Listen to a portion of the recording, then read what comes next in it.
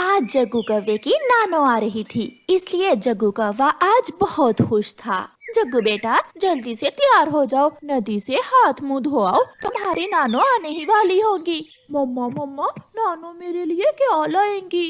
बेटा, नानो को आ तो लेने दो, फिर पूछ लेना नानो से। जग्गू कौवा नदी पर जाता है। वो नदी से अपनी चोंच धोता है और पंख भी। वहाँ उसके दोस्त चिड़िया के बच्चे भी बैठे हुए थे। मेरी नानो आ रही है। पता है, मेरी नानो हर बार मेरे लिए कोई ना कोई नई चीज लेकर आती है खाने के लिए। मेरी नानो बहुत अमीर है। मेरी नानो शहर वाले जंगल में रहती है। मेरी नानो भी हमसे बहुत प्यार करती है। अब मैं चलता हूँ, मेरी नानो पहुँच गई होगी।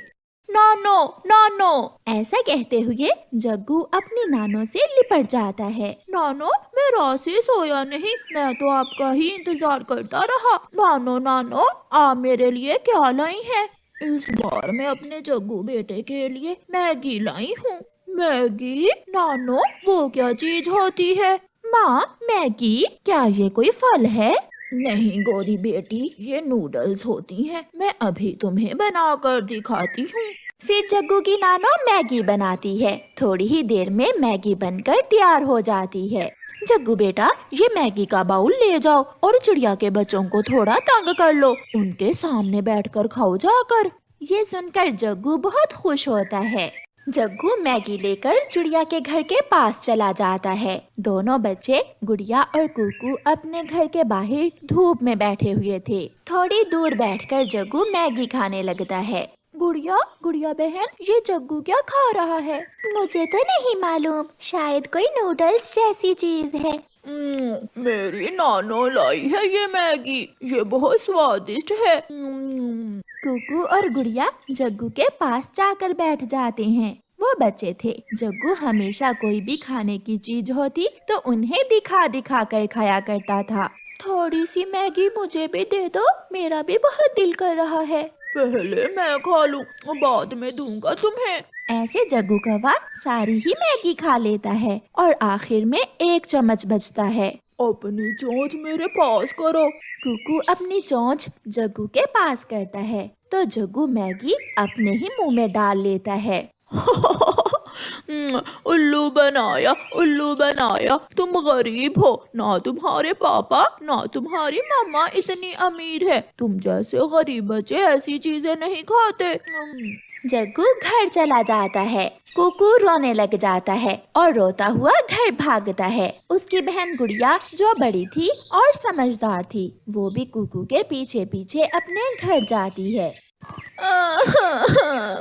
मुझे नहीं पता, मुझे मैगी खानी है, मुझे भी जग्गू कौवे की तरह मैगी खानी है। गुड़िया बेटी, मैंने आपसे कितनी बार कहा है कि जब भी जग्गू कौवा आपके सामने बैठकर कोई चीज खाए तो कुकू को लेकर घर आ जाया करो। मम्मा, सच बताऊं तो जग्गू को खाता हुआ देखकर मुझे भी बहुत अच्छा लगा।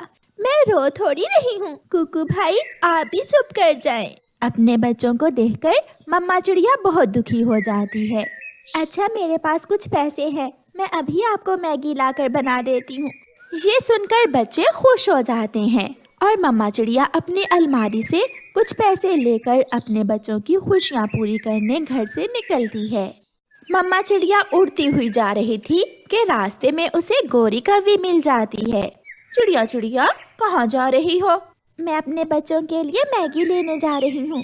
ये सुनकर तो गोरी कौवी जल जाती है। वो चाहती थी कि जो चीज उसका बेटा जग्गू खाए कोई और न खाए। गोरी कहती है, ओए होए होए, वाह रे चिड़िया, अभी तक मेरे 100 रुपए जो उधार लिए थे चुकाए नहीं और चली अपने बच्चों के लिए मैगी लेने।